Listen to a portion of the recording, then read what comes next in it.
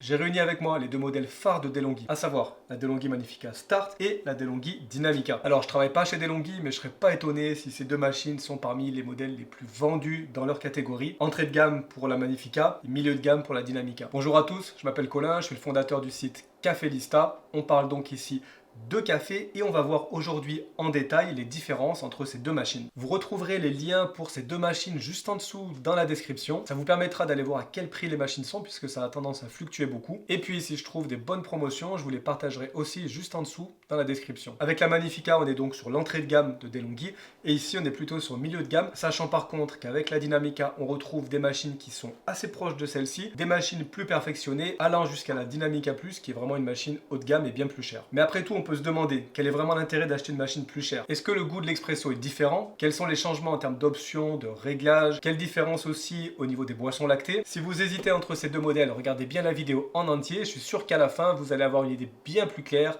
de la machine qu'il vous faut. Si on parle un petit peu design et qualité de finition, au niveau design, bon, c'est très subjectif, chacun va avoir ses goûts personnels. Personnellement, j'aime bien la Magnifica Start. C'est donc le nouveau modèle qui remplace la S. On a quelque chose de très fonctionnel, une interface utilisateur qui est pratique à utiliser. De l'autre côté, avec la Dynamica, on a beaucoup d'options. Soit on a des boutons tactiles comme ici, ou on peut avoir un petit écran LCD, ou alors un écran couleur avec la Dynamica Plus. Les finitions sont un peu meilleures aussi sur la Dynamica. On a le plateau égouttoir ici qui est plus qualitatif, l'utilisation des plastiques qui est un peu différente sur celle-ci. Avec la Magnifica Start, on se rend plus compte qu'on est sur vraiment l'entrée de gamme. Ah oui, au passage, alors ces deux machines que j'ai testées, ici, comme je vous le disais, on a beaucoup de modèles différents. Je vous recommande d'aller voir la vidéo ici où je teste la Dynamica. Vous allez en savoir plus sur toute la gamme et vous aurez une meilleure idée des différentes options possibles. La Magnifica Start, je l'ai aussi testé il y a quelques mois. Je vous mets le lien là. Et puis c'est vrai que la Dynamica a un design qui est quand même plus particulier. On a une sorte de protubérance ici avec l'interface utilisateur. Personnellement, j'aime bien. Je trouve qu'elle a vraiment un beau design. On est aussi sur un gabarit légèrement plus gros que la Magnifica Start. Autre petit détail qu'on peut remarquer, c'est qu'on a ici toujours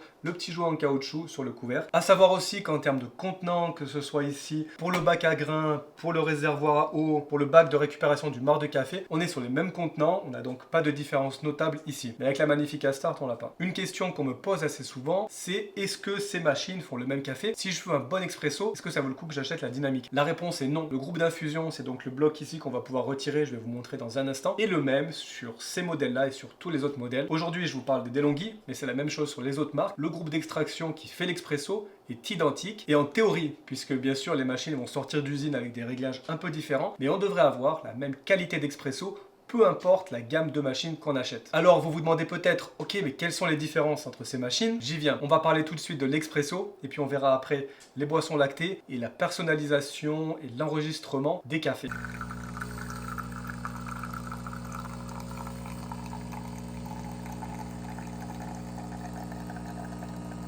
Donc vous l'avez vu, le groupe d'extraction est le même sur les deux machines. On parle ici du groupe café. Et d'ailleurs, l'entretien sera le même pour les deux machines. Le laver une fois par semaine, le détartrage à faire régulièrement et le nettoyage global de la machine. Si vous commencez à y voir un petit peu plus clair entre les deux machines, alors j'aurai un tout petit service à vous demander. Allez juste en dessous de la vidéo, appuyez sur le pouce levé, abonnez-vous à la chaîne. C'est deux toutes petites actions rapides, mais qui peuvent nous aider grandement à faire grandir cette communauté de passionnés du café. Si l'expresso est identique, alors pourquoi acheter une machine plus chère? En fait, les grosses différences vont se situer au niveau de la personnalisation des boissons, au niveau de l'enregistrement et au niveau après de la carafe à lait et en fait de l'automatisation de la machine. Avec une Magnifica Start, on a en gros 4 boissons possibles: l'expresso, les cafés un peu plus longs, le café long et ensuite le doppio plus. Tout le reste devra être fait manuellement avec la buse vapeur. Sur la Dynamica, alors c'est un peu plus compliqué puisque comme je vous l'ai dit, il existe énormément de modèles, mais pour faire simple, pour les modèles d'entrée de gamme de Dynamica, on est sur quelque chose de très similaire avec la Magnifica Start. Là où cette machine deviendra intéressante vraiment, c'est à partir du milieu de gamme de Dynamica, c'est-à-dire les modèles avec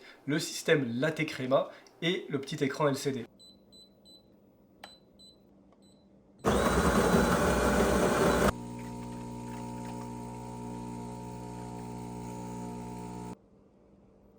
Comme je vous le disais, la grosse différence réside après dans l'automatisation des boissons. Avec le système Latte Crema ici, on va pouvoir avoir un cappuccino, latte macchiato, café latte. On a donc vraiment un plus grand choix de boissons automatiques qu'on peut faire en appuyant sur une touche, ce qui n'est pas le cas de la Magnifica Start. L'avantage du pichet Latte Crema aussi sur les Dynamica, c'est qu'il est auto-nettoyant. On a donc un cycle de rinçage qui va se faire automatiquement. Ça nous fait un peu moins de nettoyage à faire. Une autre différence de taille avec les modèles Dynamica, c'est l'option My Coffee. Ça va nous permettre en fait de régler le volume en tasse, de régler l'intensité, voire le volume de lait qu'on veut, bref, tous vos paramètres et de pouvoir après enregistrer ça. Le matin, vous allumez votre machine, vous appuyez sur un bouton, vous êtes sûr d'avoir exactement la boisson que vous voulez, alors que pour la Magnifica Start, ça va être à faire manuellement. Donc déjà maintenant, vous devez commencer à y voir un peu plus clair sur l'intérêt d'avoir cette machine-là ou celle-là. Tout dépend bien sûr du type de boisson que vous buvez. Est-ce que vous êtes plutôt expresso ou seulement expresso? Est-ce que vous aimez bien les boissons lactées? Bien sûr, le budget est à prendre en compte, puisqu'on est avec une Magnifica Start autour de 350-400 euros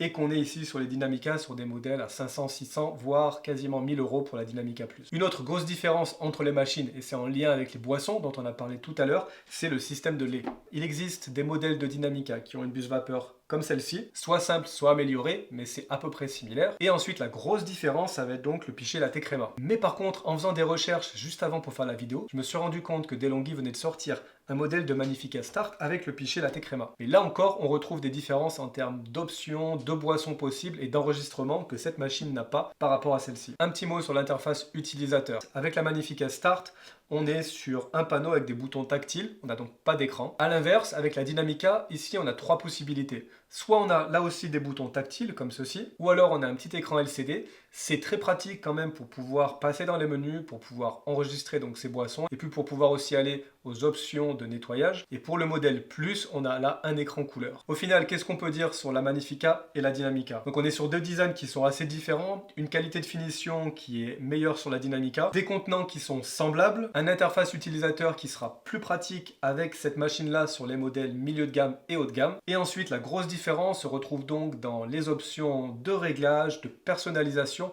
d'enregistrement de votre café avec la Dynamica, ce qui ne sera pas possible avec la Start. Plus d'options, plus de boissons possibles aussi avec le système latte crema, et donc une machine ici qui est plus complète et qui est plus automatique que la Magnifica Start. Au final, quelle machine choisir entre les deux? Bien sûr, votre budget va rentrer en ligne de compte, c'est peut-être un des éléments les plus importants. La Magnifica Start est donc parfaite pour une machine petit budget. Elle sera aussi idéale si vous buvez seulement de l'expresso. Après, elle est capable de faire des tas de boissons, mais il va falloir se servir de la buse vapeur et ça peut demander un petit temps d'apprentissage. A l'inverse, si vous cherchez une machine pour la famille, si vous voulez une machine qui est capable de faire beaucoup de boissons de manière automatique, la Dynamica est un excellent choix, sachant que là aussi, on retrouve vraiment presque tous les budgets possibles dans ce modèle. Et si vous avez toujours du mal à vous décider, il y a quelques mois, j'ai réalisé un comparatif des meilleures machines entrée de gamme à moins de 400 euros et il figure dedans la DeLonghi Magnifica Start. Et puis, il y a quelques semaines, j'ai aussi réalisé un comparatif, cette fois des meilleures machines milieu de gamme à moins de 800 euros et la Dynamica y figure aussi. Je vous recommande vivement d'aller donc regarder ces deux vidéos selon votre budget. Je pense qu'après ça, vous allez avoir une bonne idée de la machine qui vous convient le mieux. Et puis, comme d'habitude, n'hésitez pas à aller me poser des questions juste en dessous en commentaire. Je vous souhaite une très bonne semaine, je vous dis à bientôt, ciao.